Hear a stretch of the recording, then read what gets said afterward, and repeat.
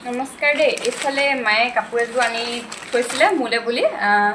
মানে কাপোৰ এনেকুৱা বগা কাপোৰ মোৰ বেছি নাই বাৰু, তথাপিতো আছে আৰু তথাপিতো মায়ে মানে এযোৰ নামঘৰলৈ পিন্ধি যাবি বুলি এনেকৈ আনি দিছিলে। মই নামঘৰলৈ গ'লোৱে এদিন, বেলেগ আগতে যি আছিলে মোৰ বগা কাপোৰ সেইবিলাকে পিন্ধি গ'লোঁ বাৰু।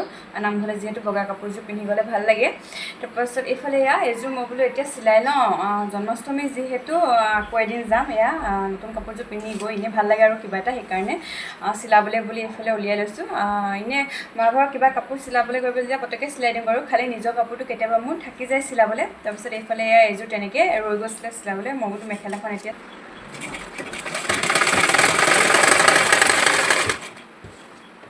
আৰু এইফালে মোৰ মেখেলাখন ৰেডি হৈ গ'ল।